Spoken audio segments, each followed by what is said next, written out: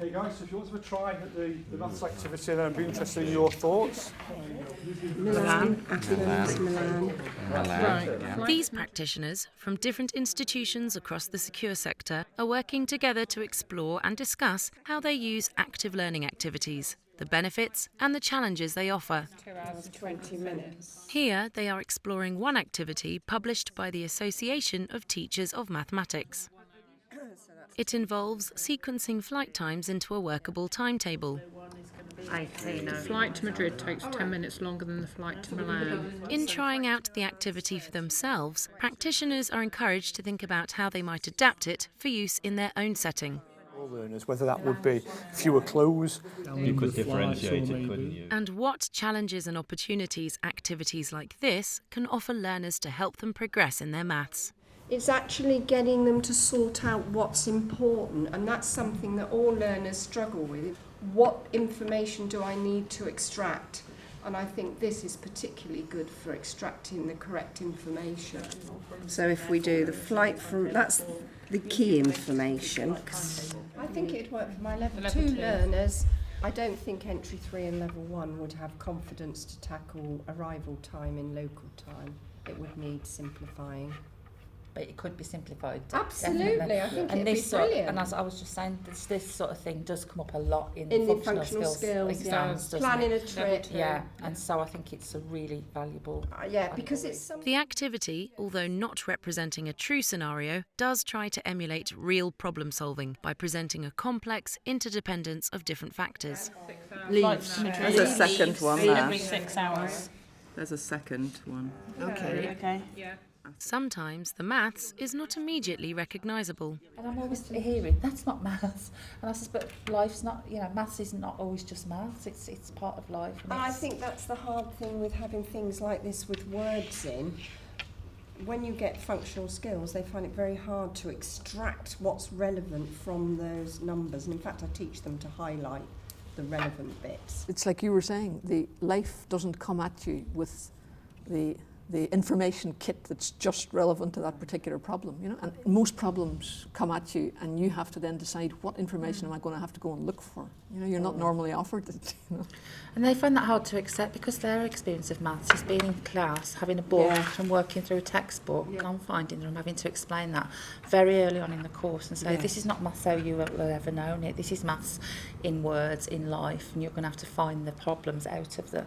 Because they find it quite a shock, and then they go, I don't want to do this. Can I just have a textbook? Can I just have a workbook or something like that? I teach cash flow forecasting in business, and they always want to, is that right? No idea, it's a forecast. Say, is that the right? They'll say, is that the right answer? And I'll go, well, what do you think? Is that in the right ballpark for what you would think? Weather forecast is quite useful. There's something that they can all relate to. Well, there you go. Did you hear the weather forecast this morning? Look out the windows. Is it the same? Where are we? 6:40. Make your argument again. 7:40, So they're 8:40, saying 9:40. We've got the destination. This particular activity also involves adding time periods of excess of 1 hour, so calculating hours and minutes. I can make it smaller, And then 1 hour. but it's about not letting them use a calculator to add time. I get you. Then they would do 8, 10, 15. 9, 10, Yeah, gotcha. and so on. 8, 9, 10, 11, 12. 15, 10. That's a good example of how It the can be calculator doesn't always work, isn't it? Because if they started putting in, minutes into the calculator, it's going to come out with the wrong time, isn't it? Because Do show it's, them at the end how to do it on a calculator using yeah, because they're like, oh wow, it's yeah, like magic. yeah, absolutely.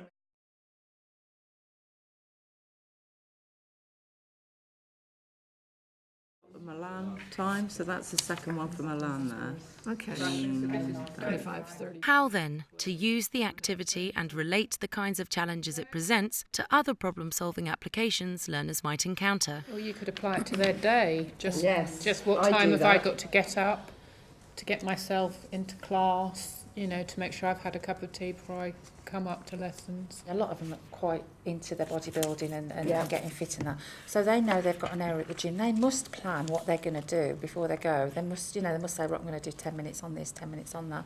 So you could take it right back to that, really. How do you plan your gym session? Sport has been used in a number of prisons as a way to engage learners who might otherwise be thought of as reluctant learners. In commenting on this, one of the practitioners also relates this to ways in which prisoners can be supported to develop employability skills.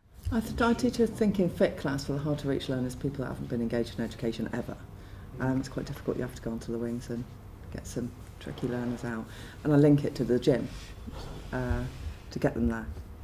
And this would be quite good if you was to look at it from a personal training point of view and setting out plans for how you're going to manage your time to create the business. Working for yourself. Working for yourself, of course, for the personal training side of it. So you can get that progression in as well, that they're getting used to thinking, oh, you know, I've got to get a business plan together here, and actually this is a doable exercise if you linked it to the gym and personal training, which a lot of them aspire to do.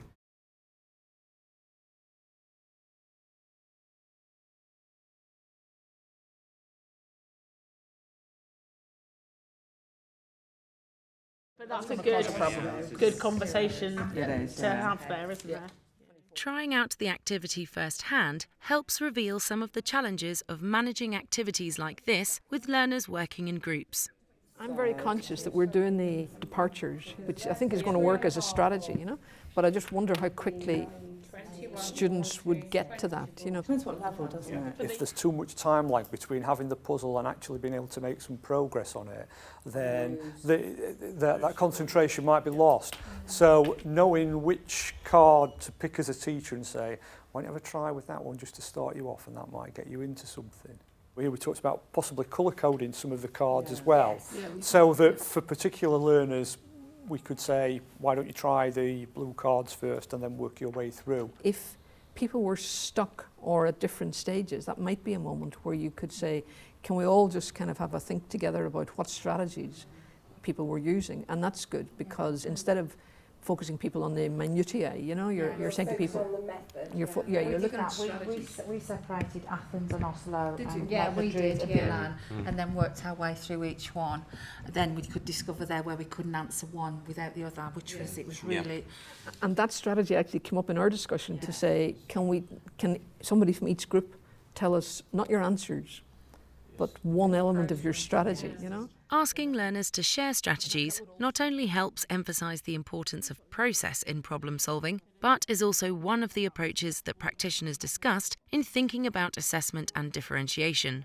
I think something else to think about from the start is, you know, what you're going to do with those groups that have finished, to allow all of the groups to finish. But do we stay with the puzzle and allow learner to finish that puzzle and have something else for other learners to do, an extension, so that they at least engage and finish that puzzle? Or is there some other strategy that we could use so that they don't feel too bad about being drawn off that puzzle? I think it would depend. Certainly if they were adding the numbers up really easily and there was no actual kind of learning going on, it was just the actual end result of finishing that puzzle, then perhaps there'd be a bit more reason to say, come on, leave that alone, you can always come back to it later. If, however, they're really struggling adding up those numbers and that's what's holding them up, then surely actually they need to be practicing that skill. So let them go. If it takes your whole session, then they're learning from doing that. They're practicing something they're weak at. So how can that be harmful, so long as you're not making the rest of the class sit and wait and watch? You know, there's things for people to be doing and everybody's learning. I don't see any harm in that. But you need to have lots of extension tasks. If you've got a very wide range of ability in the group, you need 3 or 4 extension tasks so that they can progress through. Or match your pairing. So Yes. you've got a stronger learner and a weaker learner. Yes, they could even out the pace, providing that they were both working together rather than one dominating the pairing. Yeah. I think a lot of this problem solving is all about building that sort of resilience, the have a go sort of attitude, not like, whoa, that looks too complicated and not doing it.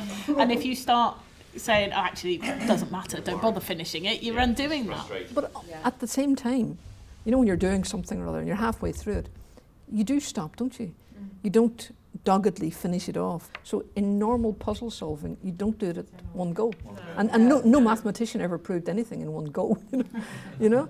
So there's something there about getting that onto the table, about how most problems in life are not one-off.